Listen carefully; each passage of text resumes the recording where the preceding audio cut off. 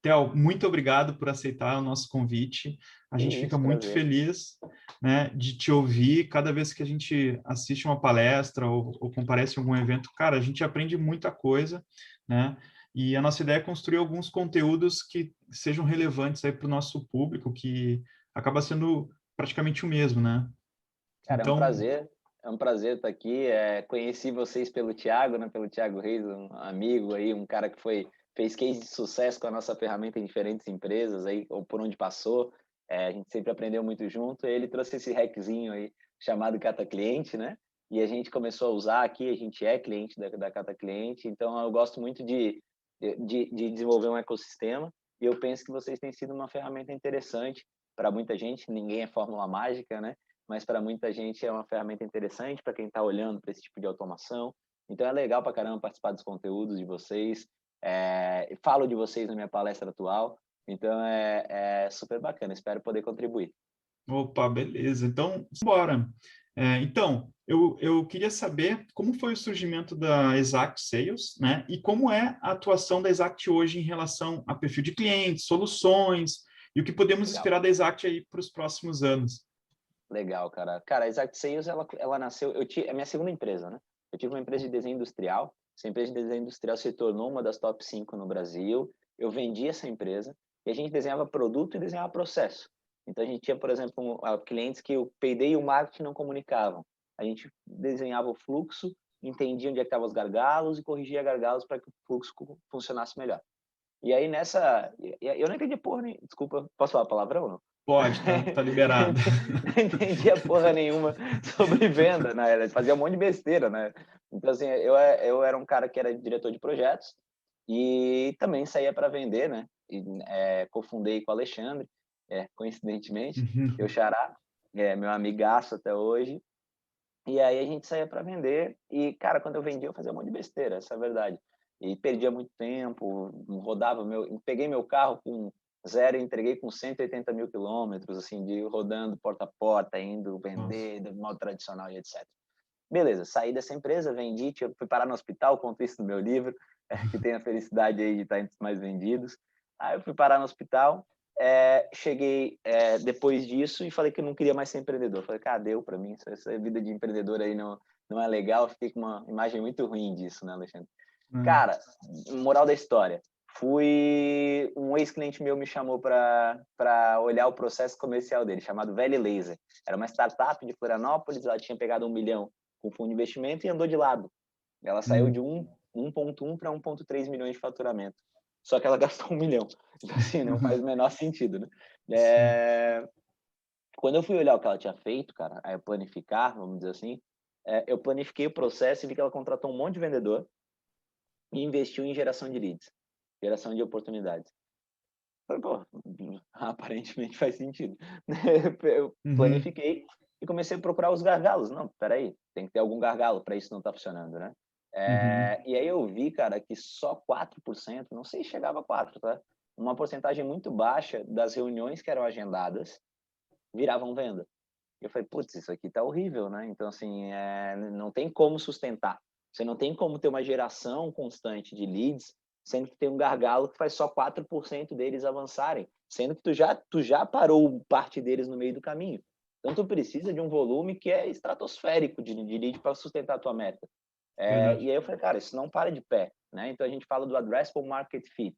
O mercado endereçável dele tem que ser um monstro para isso parar de pé. E ele tem que ter uma estratégia de captação de novos leads absurda para isso parar de pé. E aí eu falei, não tem como. Então a gente tem que entender por que isso está acontecendo. E aí, quando eu comecei a entender por que isso estava acontecendo, Alexandre, tinha duas coisas que estavam acontecendo. A primeira, eles estavam confundindo interesse com probabilidade. E muita gente Uhum. faz isso. Não é porque eu levantei a mão e disse assim, eu quero conhecer o Cata Cliente, por exemplo, que eu sou um perfil de cliente para o Cata Cliente. Isso é totalmente diferente uma coisa da outra. Então, assim, Uhum. basicamente quem queria conhecer a máquina deles, a tecnologia laser, eles iam lá e faziam uma reunião presencial, mandavam um vendedor técnico, um engenheiro caríssimo para ir lá visitar esse cara. Eu falava, mas gente, 18% das vezes, Alexandre, eles iam para lá para descobrir que a esteira de produção do cara era mais veloz do que a máquina podia ser implementada. Não 18% adianta. era impossível de vender. Você entende? Era uma Aham. pergunta. Eu falei, não, gente, peraí, a gente precisa perguntar mais.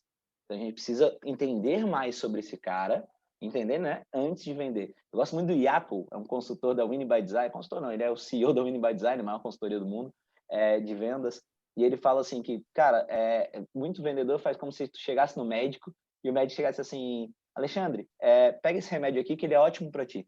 Ele não te fez uma pergunta, não te fez um exame, tu vai tomar a porra do remédio? Tu não vai tomar. E o Uhum. segundo, mesmo se tu tomar, tu vai tomar dizendo assim, será que isso aqui tá certo? Tu não tem confiança nenhuma naquilo que ele tá falando. Se Então, fosse a avó a gente... dele, pelo menos, né? Aí aqui em Floripa era chupar 2 limão e dar 2 voltas em volta da casa, querido. Aí já conserta tudo. Mas enfim, a moral da história, Alexandre, é que assim, eu preciso perguntar para ti. Eu preciso te entender antes de te oferecer algo, principalmente quando eu estou falando de produtos de mais alto valor agregado. E Uhum. somado ao momento que a gente está vivendo. A gente está vivendo um momento de crise. No momento de crise, timing de negociação aumenta porque o consumidor fica mais inseguro, principalmente para decisões técnicas. Então, assim, eu preciso entender o consumidor antes de oferecer alguma coisa para ele. E aí eu entendi isso lá atrás. E eu fiz em planilhas. Eu peguei, existia uma área que era pré-vendas, que era uma área técnica, que ajudava a área de vendas. Era o cara que entendia os processos técnicos. E eu falei, cara, deixa eu pegar essa área e vou jogar ela para cá. Ele vai ligar antes para entender se tecnicamente eu comecei com a ideia técnica, se tecnicamente isso faz sentido. E aí eu botei essa área, pô, foi maravilhoso, aumentei minha conversão para caramba. Qual foi o meu problema? Essa área é um monte de engenheiro, o engenheiro não quer ficar ligando o dia inteiro. Aí eu falei, Verdade. pô, eu como é que eu vou fazer isso? Não quer e não Não tem tem nem paciência, cacuete para né? Não isso, tem jeito, não tem nem tato para isso, né? Então Isso. assim, eu falei, cara, como é que eu vou fazer esses caras terem o comportamento daqueles engenheiros? Eu comecei a estudar técnicas de replicação. E aí eu falei, porra, tem aqui a árvore de perguntas, é uma técnica de replicação que nos Estados Unidos já tinha sido usada, com sucesso, principalmente por call centers e coisas assim. Falei, ó, dá para eu adaptar isso aqui. E eu construí em planilha, cara. Um monte de planilha. Desconectava tudo as planilhas. E aí, conforme os caras iam respondendo, eu ia usando score para eu definir. Isso está dentro daquilo que faz sentido para mim ou não está dentro daquilo que faz sentido para mim. Início totalmente técnico. E aí, cara, com isso a gente deu muito certo. Eu intensifiquei porque esses caras ligavam muito mais do que antes. Eu parei só de esperar lead. Eu comecei a comprar listas e ligar para essas listas, fazer outbound marketing. E a gente saiu de 1,3 para 10,6 milhões de faturamento, sendo que eu diminuí a equipe. Então, assim, eram 12 vendedores, a gente foi para 8 vendedores. Só que eu aumentei a equipe de Top. pré-venda. Então, assim, só joguei para cá, uma equipe que foi mais barata, e a gente chegou e foi o maior crescimento do Brasil naquele ano, segundo a revista Exame. Então, assim, no ranking da Exame, né, que ela faz todo ano. Uhum. Cara, isso aí me deu uma visibilidade bacana. E aí o fundo de investimento que investia na Velha falou, porra, faz isso em outra empresa minha? Falei, Uhum. faço. Aí ele falou, cara, escolhe uma. Eu tinha do lado da Velha, da onde ficava a Velha, tinha uma outra empresa do fundo, no mesmo andar, do lado. Assim, porra, eu consigo sair dali para lá. Só Uhum. que nessa época eu falei assim, pô, não pode ser eu. Porque eu não, vamos dizer que isso aqui é story, eu não posso ser o cara que vai fazer em todas. Então eu chamei o Diego, que hoje é meu diretor de relacionamento aqui na empresa. Falei, Diego, ele tinha trabalhado comigo na primeira empresa, eu te treino e tu faz nos caras essa implementação. Ele falou, não, beleza. Cobrou uma fortuna dos caras da Nanovetores. Ricardo, um abraço, obrigado por ter pago uma fortuna para mim. Deu certo. E aí, cara, a gente foi para lá, fez esse mesmo projeto, e lá a dor era diferente, mas eu consegui resolver com a mesma coisa. Porque a dor lá, aí eu comecei a evoluir esse conceito.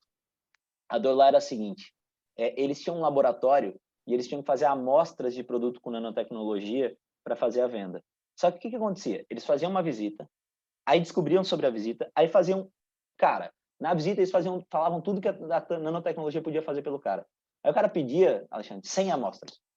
Aí eles iam para o laboratório, o que acontecia? O laboratório virava gargalo, porque não tem como ele produzir em volume tudo isso. O que acontecia é que eles só conseguiam voltar nesse cara 2 meses, 3 meses depois, muitas vezes, com as 100 amostras. O cara ficava perdido com as 100 amostras, adorou tudo, mas ele só pode começar um projeto e não sabe o que começar, e essa venda nunca acaba. E aí a gente Sim. faz opa, vamos fazer diferente. Eu já vou ligar dizendo de uma solução. Então eu vou dizer para a Natura, quando eu ligar, olha, como é que está o projeto? O que você tem aberto? O que você está olhando? E aí ela me fala, eu tenho um projeto aberto disso, estou olhando isso, beleza. Qual é o claim que você está buscando? Qual é o apelo? O apelo é esse. Tá, então eu tenho um produto de nanotecnologia que eu queria te apresentar, que vai ficar super competitivo com os teus fornecedores atuais, até mais barato, e tem uma eficiência comprovada em laboratório muito maior. A gente pode marcar uma visita? E eu ia para apresentar um produto e não mais nanotecnologia.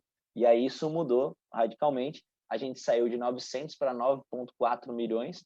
Foi o segundo maior crescimento no Brasil no outro ano. Então eu peguei, na lista, eu peguei o primeiro maior crescimento num ano e o segundo maior crescimento do Brasil no outro. O que aconteceu é que a Endeavor me chamou para palestrar pela Endeavor, porque as duas viraram empresa Endeavor, e aí eu tinha fila de espera de gente querendo. querendo E eu falei, cara, eu não consigo, eu não quero ser empreendedor de novo. Nisso, eu dando uma palestra para a Endeavor, o Adonai, que era de um fundo de investimento chamado Sevento, ele estava na plateia e falou, cara, por que você não abre uma empresa de tecnologia, de software? Porque minhas planilhas estavam travando, cara. As planilhas Só começaram a travar, imagino. não funcionavam mais. Eu falei, pô, porque eu não entendo bosta nenhuma de software. Para mim, fundo de investimento, eu conto isso no meu livro, ficava lá no Vale do Silício, sabe? Era uma coisa que investia Uhum. no Facebook. Então, assim, era outra realidade para mim.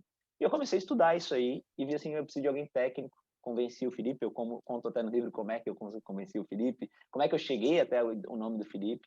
Era um cara com 20 anos de experiência, em desenvolvimento, tinha sido gerente. Como é que eu convenci um cara desse com salário de 2 dígitos a ganhar um salário de 1 dígito que era redondo, né, que é zero? Então, assim, iniciar uma empresa. E em fevereiro de 2015 a gente começou a Exact. Hoje, a Exact é o maior software de Sales Engagement da América Latina, que é esse engajamento de vendas, que depois a gente começou a descobrir profundamente o que era, né, Alexandre? E ter Uhum. hacks para dar produtividade, para dar inteligência. Hoje tem robôs para tomar aquela decisão, quão sinérgico é com o cara que está fechando ou não fechando, qual o vendedor ideal, porque muita gente joga, é muito comum o cara avaliar um lead e jogar para qualquer vendedor, o que está disponível. E quando, na verdade, Uhum. você tem, às vezes, um vendedor que ele converte o dobro do que os outros num perfil de lead, por exemplo. Então, porra, você está Entendi. perdendo muito dinheiro, deixando muito dinheiro na mesa. E a gente soluciona essas dores.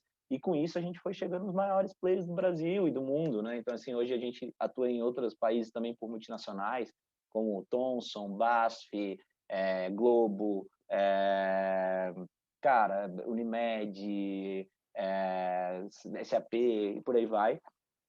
E a gente tem crescido muito. Acho que a gente comprou uma empresa chamada Results no ano passado, é uma empresa de Big Data, e a gente começou a ver a jornada do nosso cliente e o que a gente podia ajudar ele.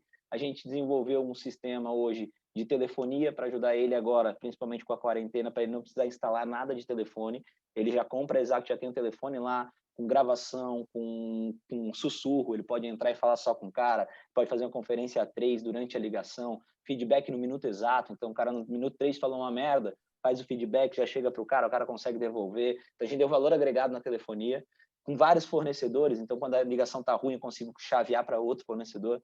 Ano passado, foi mais de 6 milhões de minutos dentro da nossa plataforma. Então, eu tenho muita barganha com os fornecedores, eu consigo um valor super competitivo para ter tudo isso. Então, assim, são soluções que a gente vai agregando. E é exato, cara, nosso objetivo na nossa mente sempre foi chegar ao unicórnio. Então, assim, Uhum. como vamos fazer isso? São outros 500. Aí tem N possibilidades, né, Alexandre? Então, assim, mas a gente está num caminho legal. Hoje a gente é considerado aí uma das principais startups do país. Foi muito rápido, Exato é uma empresa de 6 anos. É uma empresa que hoje já está avaliada perto de 200 milhões. Então, a gente está Nossa. perto barra para cima ou para baixo, tá? Ao Uhum. redor de 200 milhões. Parabéns. Obrigado. Cara, é isso, assim, o futuro a Deus pertence, né? Tem muita coisa acontecendo, muitas possibilidades, muitas portas se abrindo. A gente fez a rodada de Série A um pouco antes da pandemia, né? Então foi uma loucura, porque quando a gente começou a usar o dinheiro, foram 15 milhões com a Astela, o principal fundo de investimento do Brasil, em tecnologia, um dos principais. E a gente fez essa rodada, quando a gente começou a usar, veio a pandemia, a gente recuou, voltou para o break-even, e agora está começando a usar de novo. Já estamos desenhando a nossa Série B, então, assim, com fundos, tem alguns aqui nacionais, outros de fora, temos conversado, e tem sido super bacana, cara. E temos ajudado muito o cliente. Esse sempre foi o nosso foco. Ajudar o cliente a passar, cara, e foi muito legal essa pandemia, sabe? Tipo, num sentido, coisa horrível de se falar, foi muito É. legal essa pandemia. É, mas tem aquela Mas, história que enquanto uns choram, outros vêm de lenço. O empreendedor tem que enxergar a mas, oportunidade. mas Infelizmente, né? é difícil É, chegar a um lado bom, porque em termos de saúde foi muito cruel, né? não é Mas, verdade. mas assim, o ponto foi que tem uma coisa legal que os nossos clientes se aproximaram muito da gente, muito. A gente ajudou eles de diferentes maneiras, aproximamos com fundo de investimento, com venture debt, para eles fazerem dívida, para eles conseguirem manter estruturas de pé, e eles têm se diferenciado por isso, têm conseguido nem precisar disso, têm conseguido passar por isso sem, sabe, algumas empresas, a gente está formando vários cases de sucesso durante a pandemia. Então, Top.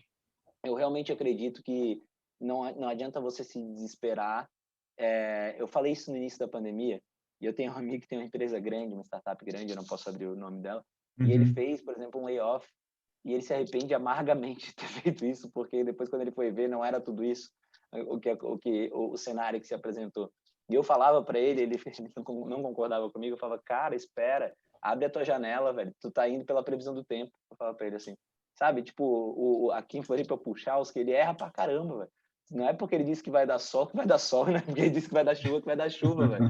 Abre a janela e vai para fora um pouquinho para ver se isso é real, sabe? Tipo, então eu acredito muito nisso. Show, cara, show. Não Não, sei se eu respondi tudo que tu me perguntou, né? respondeu sim, Eu falou, falo um pouquinho, falou, né? fala pouca coisa, mas falou sim, falou bastante. Inclusive, você entrou no ponto da segunda questão, né, que eu ia puxar para a questão de Manda qualificação, né, ver. o que que é, porque você deu exemplos claros do que é um processo de qualificação de lead, né? Então, a minha segunda pergunta era sobre o que que seria esse processo de qualificação de lead, que vocês são especialistas nisso, e por que ele é tão importante e qual é a maior dificuldade que as empresas enfrentam para fazer esse tipo de tarefa, né? Então, eu queria ouvir algumas dicas, enfim, metodologias ou até capacitações que esses profissionais podem buscar, né? Mas você chegou a entrar um pouco nesse assunto, você pode Sim. voltar e complementar. Cara, eu vejo que, assim, para você ter um bom sistema, é como um chão de fábrica. Eu comparo muito com um chão de fábrica, né? Tem um capítulo no meu livro que é a linha de produção de vendas, eu chamo. Não gosto do termo máquina, porque parece que máquina você vai resolver tudo e não tem transições, né? Eu acho que durante o Uhum, processo tem várias transições que são os SLAs, os termos que uma área entrega para outra. Mas quando a gente está falando de máquina, a gente está falando assim, beleza. Primeira coisa, eu tenho que entender o tipo de insumo que a minha máquina precisa. Se eu botar plástico, eu não posso esperar que no final saia a garrafa de vidro. Por que uhum, eu tô falando isso? Se você, o tal do ICP, cliente ideal de compra, se você não entende o cliente ideal de compra correto, você não consegue fazer com que você chegue lá no final com venda e melhor, com sucesso de projeto, né? Que aí é lá no final. Então, assim, lá no Sãos, é o último são lá das vendas. De quem conhece, eu lancei um artigo lá atrás dos 5 sãos de venda.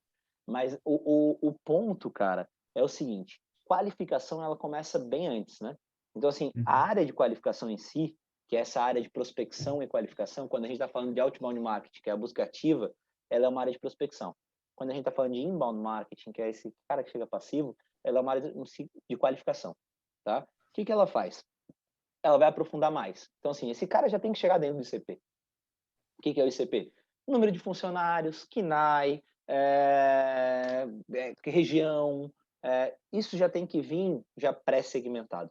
Então, assim, por isso que a gente comprou, por exemplo, a Results, para você poder segmentar isso dentro de um banco de dados e comprar os CNPJs, ó, essas são as empresas que estão ali dentro. Beleza. Ou chegou pelo inbound marketing, porque tem uma estratégia de keyword, etc., bem desenhada. Chegaram esses caras, a gente começa a falar de uma qualificação mais profunda. Então, assim, uma qualificação que envolva, tecnicamente eu consigo atender ele. Peraí, situacionalmente esse cara tá legal? Esse cara é um bom perfil? Ele sente a dor que eu preciso que ele sinta? E aí eu começo a fazer uma série de perguntas dentro dessa mecânica, né? E aí o uhum. que a gente vende na Exact é que você precisa transformar ligações em dados. Eu sempre pergunto para os clientes e quando eu começo a conversar, quantas empresas você falou no mês passado? Aí você vai me falar, porra, falei com 500, falei com 200.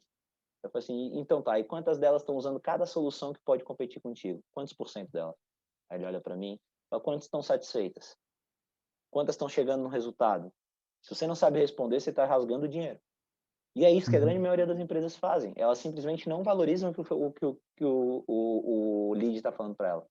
Não só para tomar a decisão se esse lead é bom para avançar, mas inclusive para tomar a decisão de um novo produto, uma nova frente de marketing, um novo conteúdo. Você precisa ouvir mais. E aí a Exact nessa linha é, peraí, vamos ouvir o cliente, vamos transformar isso no Big Data, e esse Big Data ele vai ter duas saídas. Uma que é essa retroalimentação, a gente tem um BA, você cruza qualquer coisa lá dentro e gera informação, gera insights interessantes para o teu time de produto, a gente chama isso de Growth Hacking.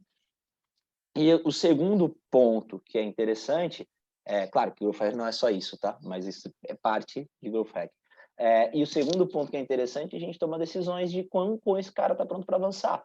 E essa decisão pode ser baseada no ICP que tu criou, que tu diz assim, olha, tecnicamente isso aqui não me atende, isso aqui atende, a gente vai fazer isso junto.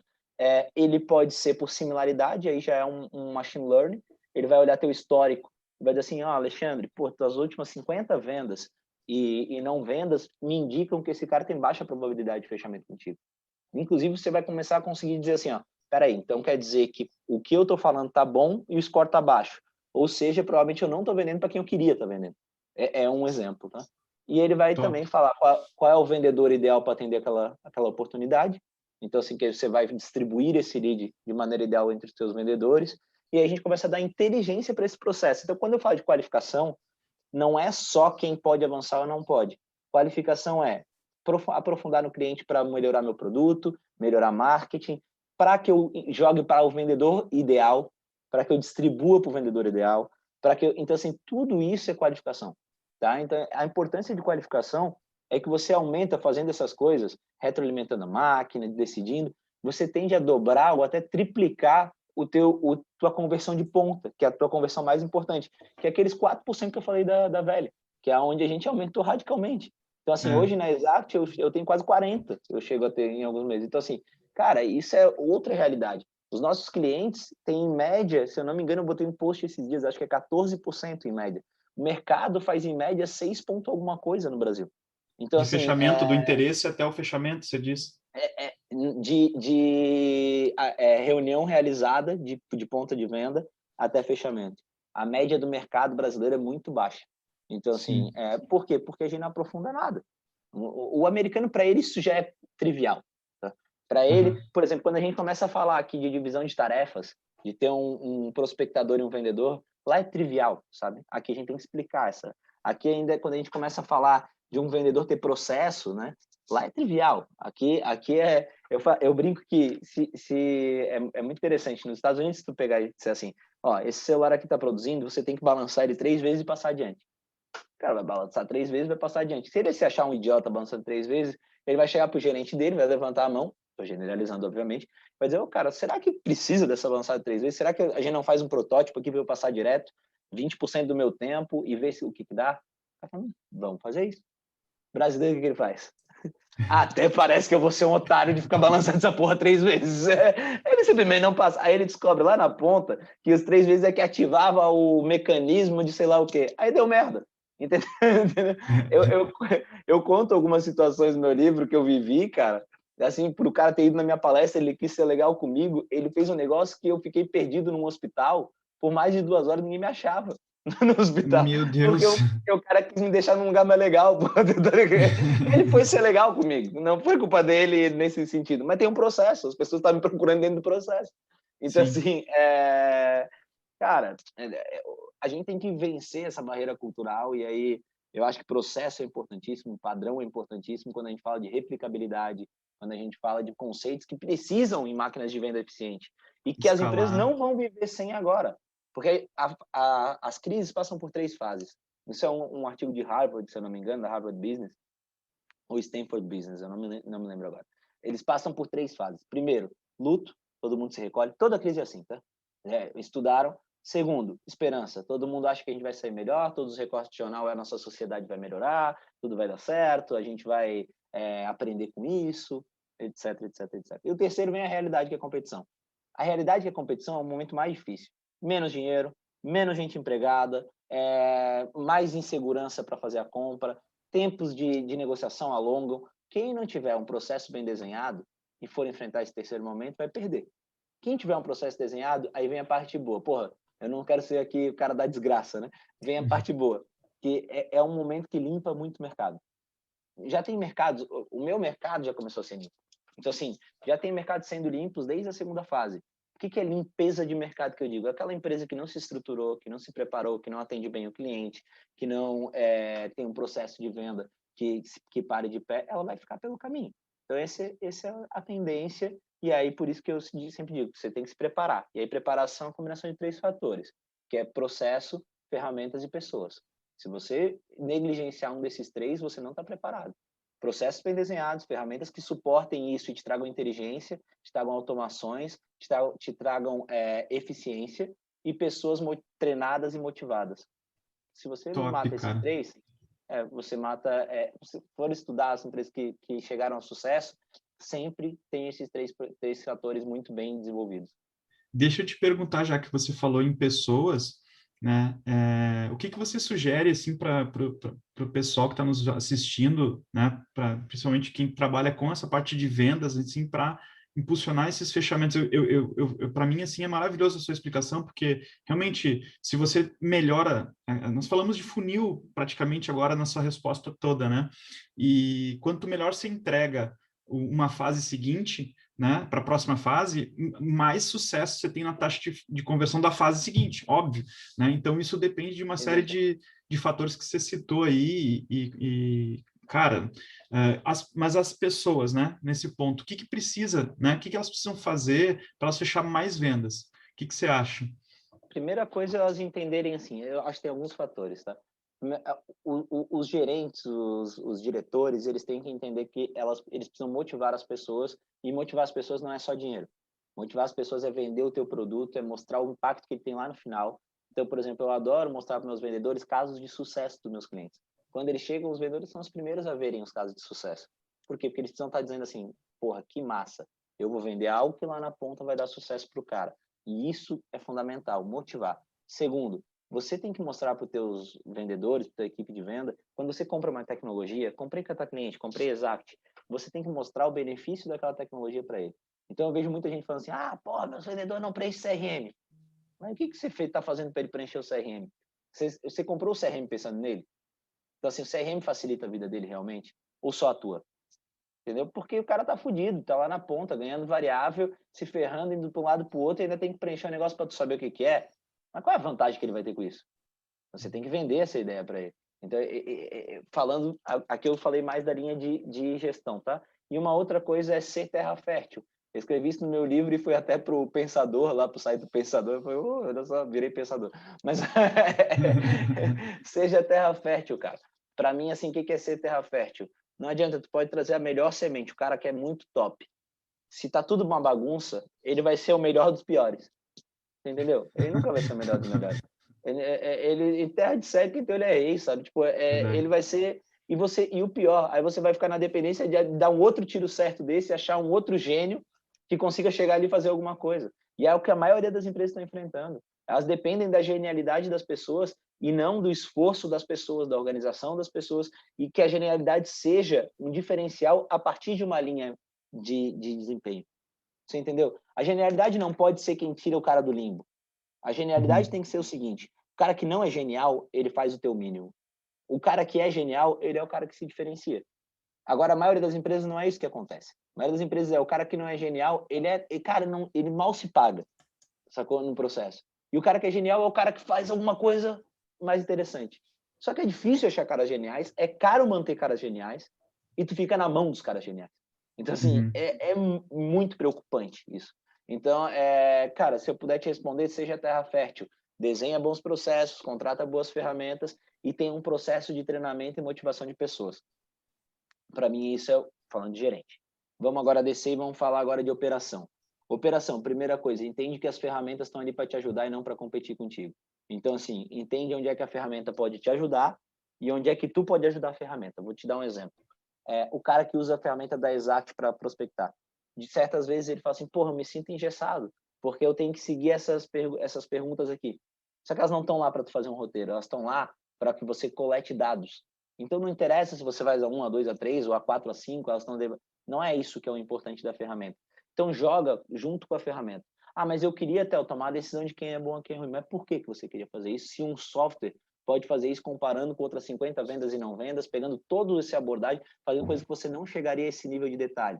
Vai aonde a ferramenta não pode ir. Ela não pode ter empatia, ela não pode variar tom de voz, ela não pode se adaptar a discurso, ela não pode trabalhar com persuasão sozinha, ela não pode se adaptar a uma situação não prevista, não planejada. Então, vai aonde ela não pode ir. Eu sempre falo, trabalha com um tom de voz, trabalha com oratória, estuda sobre oratória, sobre persuasão. Então, assim, esse é o ponto para mim. Hoje, o vendedor e o pré-vendedor que ainda achar que vai ser a genialidade ou aquele cara que vende areia no deserto, né? Que para mim é uma das piores coisas do mundo. No deserto se vende água, né? Na areia se Uhum. vende na construção. Então, assim, porque a hora que o cara entender que comprou areia no deserto, hoje em dia tem uma tal de internet, e ele vai falar e você não vende mais areia do deserto em pouquíssimo tempo. Então, assim, esse é o grande ponto. Cara, o ponto para mim de quem está na operação é entender como é que a tecnologia pode me ajudar, como é que eu posso ajudar a tecnologia. Segundo ponto, não o sucesso não deriva só de qualidade. Eu vejo muita gente, eu ligo, eu falo assim, cara, você tem que ligar pelo menos 90 tentativas por dia, velho. Assim, é o mínimo para um pré-vendedor. De qualquer área, é o mínimo. Tá? Se o cara não tá fazendo isso, putz, tem algo muito errado. Aí o cara me fala assim, o cara tá fazendo 20, tá? Às vezes. O cara me fala assim, não, mas é porque eu estudo muito meu lead. Tu pode fazer o que tu quiser, não vai dar resultado. E eu sempre chego com o cara assim, ó, com tudo isso que tu estás fazendo, olha só o que tu tá vendendo e o cara tá fazendo 90 e tá vendendo isso aqui. E aí? O que você tem que conseguir é comportar esses dois juntos. Você tem que conseguir o máximo, existe um equilíbrio entre a qualidade que você tá, de tudo que você tá e o volume. Até porque certas vezes você passa da qualidade e acaba aquilo ali prejudicando mais do que ajudando a venda. Certas vezes, se você sabe muito sobre o cara, se você não pegou só o chave, você se perde. E aí, Uhum. quando você se perde, você não consegue fazer o trabalho bem feito. Então, você tem que saber o que eu preciso buscar. Não é tudo. Eu não preciso saber a cor da cueca do Alexandre para prospectar ele. Você entendeu? Eu preciso Uhum. saber, talvez, o assunto que está em voga para ele. E aí, o que eu vou fazer? Eu vou no LinkedIn do Alexandre, vou ver o último tema que ele postou, pego esse tema, colo na minha timeline, quando eu ligar para o Alexandre, o Alexandre botou um tema lá. Lockdown é horrível. Estou achando qualquer coisa, tá, Alexandre? Não Ok. liguei para o Alexandre e eu falo, tudo bom, Alexandre? Pô, tá bom, até é difícil de falar, né? Porque com esse lockdown é bem complicado, né? Já criou Não, empatia, né? pronto, acabou. Eu não precisava saber mais nada além disso. Você Uhum. entendeu?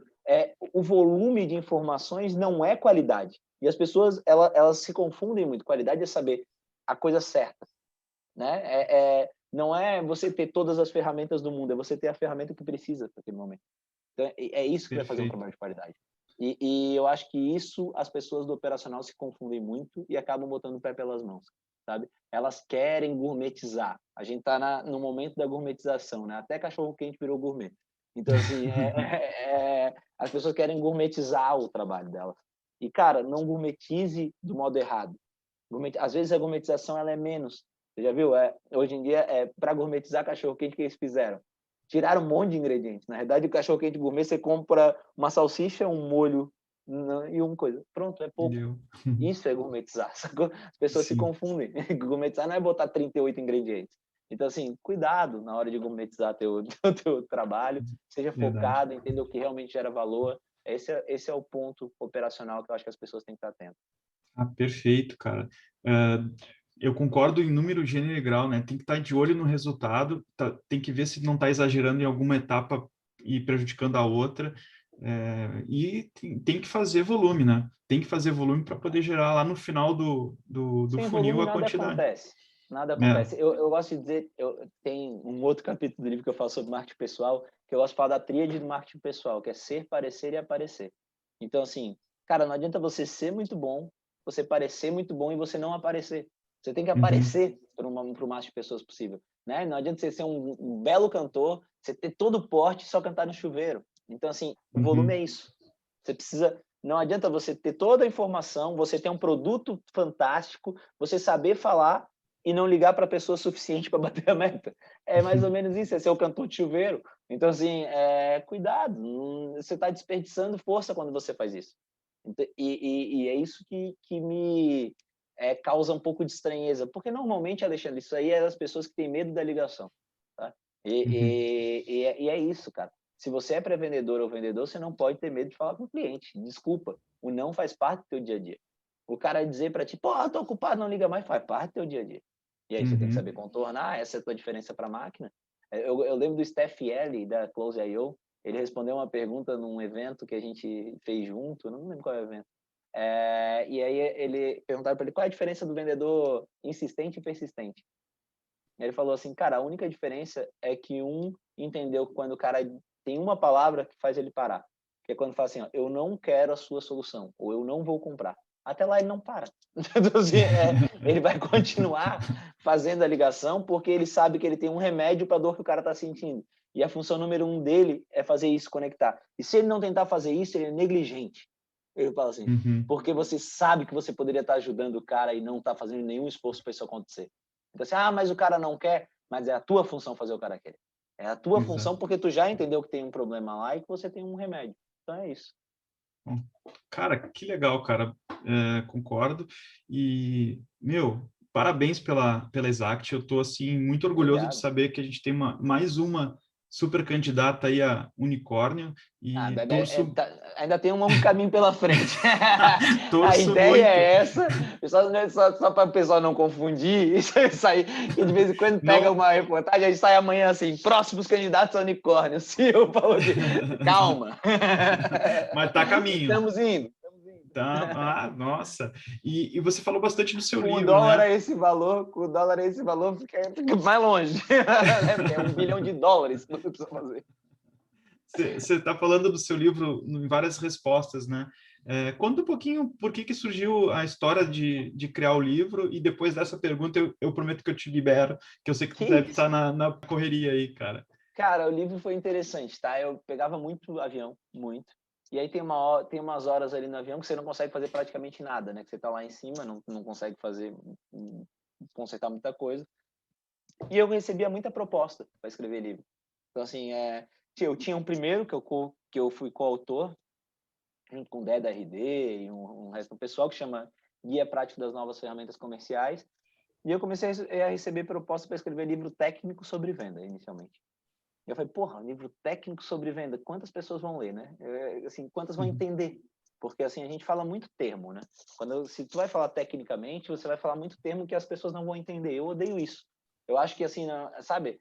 Eu acho que se você usar termo, você pode usar e deve usar, mas você tem que explicar o que você está fazendo. Porque ninguém é obrigado a saber de sair daquele termo. E não quer dizer que a pessoa é pior do que você porque você sabe um termo e ela não. Então, assim, aí eu falei, putz, livro técnico eu não tenho tesão para escrever, não. Aí eu negava. Cara, um dia eu olhei e falei assim, porra, eu acho que seria legal eu escrever sobre empreendedorismo e venda no meio, que eu acho que os dois, são extremamente fundidos. Empreendedor que não sabe ser vendedor, ele não chega a lugar nenhum para mim. E assim como o vendedor que não tem espírito empreendedor também não chega. E aí eu falei, Uhum. cara, eu acho que falar dessas coisas aqui junto pode ser legal, mas eu queria que tivesse um enredo, que tivesse uma história, né? Então, que eu tivesse início, meio e fim, tivesse momentos emocionantes, dramáticos e etc. E eu falei, eu queria que fosse leve, eu queria que ali dentro tivesse questões técnicas, mas fosse leve. E eu falei, porra, eu quero escrever isso para um dia minha filha. Eu botei filha porque eu acho que as mulheres têm que entrar no empreendedorismo mais forte. Eu acho que o bando de cueca aí tem que se ligar eu não sou feminista, não é nada disso, mas eu acho que existe muito preconceito nesse meio ainda. E é velado, não é um preconceito aberto, assim. Mas ele é velado e tanto é que as taxas de mulheres empreendedoras são muito baixas. Eu falei, cara, se um dia eu tivesse uma filha mulher, eu gostaria que ela lesse esse livro, assim, né? Se ela se preparasse para enfrentar e como é que eu posso ajudar ela a se preparar? É dando conteúdo que talvez ela não teria em outros lugares de maneira leve, vamos dizer assim, de maneira que uma adolescente pudesse ler e entender. E eu tenho uma sobrinha, que é minha afilhada, e eu falei, pô, se ela gostar do livro, vai ser meu termômetro, né? Uhum. E aí eu escrevi o livro, cara, trazendo muita coisa técnica, muito mesmo. Quem leu sabe, pesado, só que de uma maneira leve, assim. Então eu falo de roadmap, eu falo de persuasão, eu falo de métricas financeiras, eu falo e todo mundo que leu, cara, é muito legal, assim. A minha sobrinha adorou, Então, assim, os amigos da minha sobrinha adoraram, então, eles compraram e compartilharam, porque eu tentei fazer isso de uma maneira que eu acho que se a gente não começar a dar acesso sobre conteúdo de empreendedorismo para as pessoas, a gente vai continuar tendo o mesmo Brasil merda que a gente tem. Desculpa ser sincero nesse sentido. Eu acho que a gente tem um país que poderia estar liderando o nosso cenário de inovação, porque nós somos criativos, nós somos um país criativo, nós temos muita gente, nós temos muito problema, e Eu ia problema falar isso é agora, né? matéria-prima para inovação. É uma usina de problemas aí, né? Pô, assim, eu acho que as pessoas, elas falta preparo. Então, assim, cara, a ideia, ela é 20% talvez menos. A execução é que faz a coisa acontecer. E eu acho que, assim, a gente tem um país que tem um monte de ideia. Eu vejo, assim, eu faço banca às vezes, coisa. Eu vejo ideias muito legais. Só que na cara, logo que o empreendedor começa a falar, você já olha assim e fala, não vai chegar a lugar nenhum. É muito fácil de ver isso. Quer ver? O cara tem uma ideia e está procurando fundo de investimento, já de saída. Não fez nada. Não tem um MVP, não vendeu para ninguém, mas você olha e fala assim, da onde que ele... Que filme que ele viu, né? Provavelmente ele viu um filme de uma garagem, da ideia para... Cara, e eu acho que a gente precisa educar as pessoas. Tu olha empresas que têm produtos geniais sem processo, sabe? Tipo, fazendo venda moda... Tu vai falar, mas a moda caralho. Assim, pô, tô vendendo pra caralho, teu. Mas como é que se sustenta isso? Como é que tu vai dobrar? Como é que tu sabe o que está acontecendo? Por que tu está vendendo? Para quem tu está vendendo? Como é que tu está pensando no teu produto a longo prazo, a médio prazo? Quais são tuas barreiras de entrada? Como é que você vai contornar elas? N coisas que as pessoas não sabem responder. E aí isso me preocupa muito. E eu acho que isso faz com que a gente tenha uma porcentagem muito baixa de empresas que chegam onde a Exato está, que chegam onde uma RD chegou com uma saída sensacional de 2 bilhões de reais. E hoje, e eu vou te dizer, cara, é fácil se diferenciar hoje, porque o nosso nível de empreendedorismo é muito baixo em geral. Assim, a qualidade dos empreendedores, eu vejo os fundos desesperados às vezes, assim. Hoje eu tenho a felicidade de participar mais ativamente de vida de fundo de investimento, e, cara, às vezes eles estão desesperados, porque falta pipeline para eles, porque o pessoal é muito despreparado. E não, eu não estou me colocando num outro patamar, não, é só porque eu vivi coisas que outros não viveram ainda. E eu falei, cara, eu vou compartilhar isso, porque não é... As pessoas não são despreparadas porque elas não querem. Elas muitas vezes são despreparadas porque ninguém chegou para elas e disse assim, cara, você está despreparado. Você precisa olhar uma outra coisa. Ela não viu uma história. Hoje, cara, a gente não tem uma história como, porra, o Eric fez o que fez. Cara, era pro Globoplay tá fazendo na moral, velho. Não era pro Globoplay tá fazendo a Carol com K, que é uma... Era do Eric, caralho. É isso que me Sim, irrita, entendeu? esse é o Esse exemplo é que o tem que cara ser que a gente seguido. precisa conhecer a história. Você sacou? Eu gosto do meu sucesso por isso, por exemplo. Só que, porra, a gente tem que dar mais vazão para esse tipo de coisa. A gente tem que fazer chegar lá no cara da favela essa história, sabe? Tipo, a gente tem que pegar a história do... Me fugiu o nome dele agora, de caminhões. É o nome de uma sala aqui da Exact, inclusive. Que é um cara fantástico, um negro que batalhou pra caramba, que hoje tem uma empresa muito bacana e saiu muito de baixo. Essa história, velho, precisa pegar e tá estampada, precisa ter um filme, não é o filme do Filipe Francisco, gente. Assim, tem que parar, sabe? Tipo, porque as pessoas no Brasil, qual é a saída que elas enxergam hoje? Ser Cara, você jogador vai de aonde tá futebol, pelo... ser cantor, É ser, né? pior, é pior se você tá numa favela, é ir pro tráfico. Porque onde é Sim. que é o cara que é foda? É o traficante na Sim, é o favela, você exemplo que ele tem entendeu? próximo dele ali. Se ele vê a mídia, é ou tráfico, ou ir pro BBB, ou virar jogador de futebol, ou cantor, nunca é empreender no Brasil. Nunca é a saída. Por quê? Porque a gente não mostra que é possível. Tem que enaltecer Sabe, os tipo, empreendedores, né? é óbvio, cara. Tem que mandar esse lado. Porra, nos Estados Unidos tem um monte de programa foda na TV aberta, velho, sobre empreendedorismo, sabe? Tipo, é isso, sabe?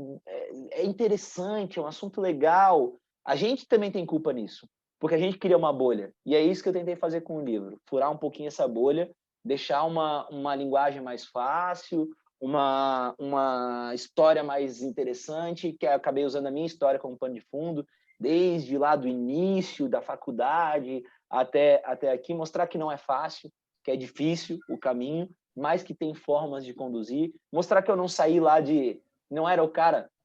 Muita gente pensa assim, ele tinha dinheiro. Cara, não era o cara com dinheiro, não era o cara que era o mais inteligente da turma, nada disso, cara. Eu fui muito esforçado, um cara que aprendeu muito com os erros. Então são essas características, resiliente pra caralho. Então assim, sabe? E são características comuns entre esses caras e que muita gente tem, entendeu? Muita gente tem, porque muita gente aprendeu a apanhar. Cara, quando você vai numa favela, por exemplo, a resiliência nasce com esse cara que está na favela. O problema é que ele usa para coisa errada. Só que, tipo, se a gente mostrar para ele que é possível ele usar aquilo ali para uma coisa melhor, eu acredito de verdade nisso, tá? Então, assim, o livro foi uma forma de ajudar quem já é empreendedor, sim, porque eu acho que quem já é empreendedor vai passar por coisas que eu passei e fica mais fácil. Não é que você vai fazer igual, mas você enche sua caixinha de ferramenta para pelo menos saber que existe um caminho ali, um caminho a colar e mostrar um pouquinho para quem quer uma vida difícil, mas com muita coisa legal. Para quem quer entrar nela ou para quem um dia sonha entrar aí. E eu deixo essa provocação, cara. Tipo assim, eu acho que a gente tem que batalhar para que essas histórias...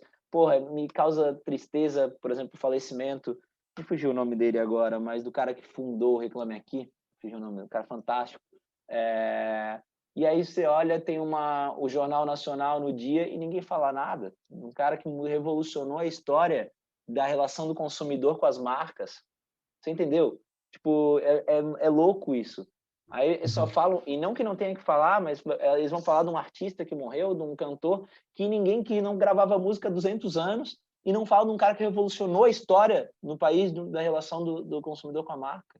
Olha que loucura, cara. Olha que contrassenso que a gente vive, sabe? Tipo, eu fico realmente triste com esse tipo de coisa, e o livro foi um pouquinho... Eu cheguei nisso para dizer que o livro foi um pouquinho para conseguir, da minha forma, pequenininha. Eu me entendo como um cara muito pequeno dentro do ecossistema, tenho diferença ainda já consigo fazer a diferença para algumas pessoas. Foi um livro que ficou entre os mais vendidos várias semanas seguidas e eu fiquei muito feliz com isso. A crítica foi, putz, até hoje, né? Ontem eu repostei uma pessoa que tirou foto com a sua filha, tinha acabado de nascer, e ele com o livro lendo e falando muito bem. Então, assim, eu fico muito emocionado quando chega esse tipo de coisa, e eu espero que o livro eu fiz para ele poder ajudar, e eu acho que ele pode.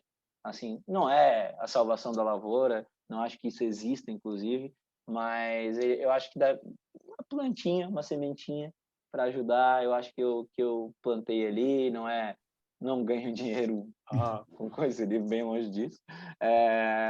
Mas, cara, não foi para isso, não foi para... Foi realmente para pensando nisso tudo que eu falei. Top, cara. Quase, Parabéns. Além de quase, tudo, quase fiz uma campanha política aqui, mas além de não tudo um quero entrar na... sujeito, Acho um nojo. além de tudo um sujeito, além de tudo um sujeito humilde, né, cara? Belo Cara, exemplo, continua assim. Cara, muito legal. não acho que não é humildade, não. Eu até não gosto de humildade, assim. Eu não acho que a gente tenha que ser humilde da forma com que as pessoas pensam, de verdade. Acho que a gente tem que falar, sim, das nossas vitórias, sabe? O brasileiro tem esse outro problema. A gente é acostumado a torcer pro mais fraco, você já viu? No Brasil, assim. Desculpa essa minha falando brasileiro, mas é que eu realmente acho que a gente tem que mudar algumas coisas culturais no Brasil. A gente é acostumado, quando joga um time que se preparou, que investiu. Cara, eu penso diferente, sabe? Quando joga o Flamengo contra o Bangu, eu não vou torcer pro Bangu. Eu vou torcer pro time que investiu, que fez um trabalho legal, que... Porra, cara, eu valorizo aquele cara que chegou lá, sacou? Claro que aí ele tem outros sentimentos envolvidos, eu dei um exemplo de futebol, mas assim, a gente tem essa mania, cara, quando o cara chega e o Thales, que é um cara, tem a felicidade de estar ao lado do pessoal do G4, né? O Thales Gomes, o Alfredo Soares, eu participo lá, dou aula lá também. Cara, você olha o Thales, ele chegou lá, eu já cansei de ver ele dando palestra e falando como é que foi, e a pessoa falando, ai, que mala. Pô, bicho, não é mala, ele tá compartilhando a porra do negócio, sabe? Tipo, as pessoas têm que parar de criticar o sucesso e enaltecer o fracasso só, sabe? O fracasso ele é muito bom se ele vier com aprendizado. Esse é o ponto. Não é só o fracasso, não é porque a pessoa está quase falindo que eu vou torcer para ela, se ela está fazendo tudo errado. Você entendeu? Tipo, Então, assim, não é humildade, não. É só um entendimento de onde eu tô, de quem eu sou na fila do pão. Vamos dizer assim, sabe? Tipo, eu sou alguém que já representa alguma coisa na fila do pão, mas eu ainda não sou alguém que representa o que eu gostaria de representar, o que eu quero representar no futuro. Meu futuro, eu vejo que ou ele está dentro do empreendedorismo, ou ele está fomentando o empreendedorismo. Eu gostaria até que no futuro fosse mais fomentando. Acho que a Exact talvez seja meio, chegar a unicórnio é um meio de eu ganhar força, ganhar voz, para que, quem sabe, não no meio político, não, que eu não entraria nunca, mas em outros meios, não entraria nunca é muito forte, né? Mas eu não pretendo entrar. Em outros meios eu poder influenciar e eu realmente acredito que a gente tem um capital humano aqui, uma terra fértil para a coisa acontecer, a gente só precisa mudar culturalmente. Cara, animal o Top, cara. bate-papo, cheguei em coisas que eu nunca falei em outros lugares Ó, aí. que legal. Muito obrigado, O hein? bate-papo não, né? Porque eu falo demais. Não, mas é ótimo, cara. Eu gosto de ouvir porque a gente aprende, né? Vai ouvindo, vai se encaixando aquilo que você fala, naquilo que a gente vive no dia a dia, assim, a gente tira lições. E, cara, belo exemplo. De novo, parabéns. Eu torço muito por Obrigado, cara. E vocês. parabéns A gente para vocês também. Eu estou vendo a empresa voar, crescer. Cara, muito bom, cara. Fico feliz pra caramba. É isso aí. Então, conta com a gente sempre que precisar. Estamos aqui e é isso, cara. Sucesso aí. Tamo junto, querido. Obrigado pelo Valeu. convite, obrigado a todo mundo que assistiu até aqui. Quem quiser conhecer Exact, www.exactsales.com.br. Quem quiser me adicionar, LinkedIn, Instagram, bater papo, tô sempre, não tanto quanto eu gostaria postando coisa, porque a vida tá corrida, mas de vez em quando eu posto alguma coisa lá. Valeu, gente. Top, Obrigado, cara. viu? Tchau, Valeu, tchau. valeu. Tchau.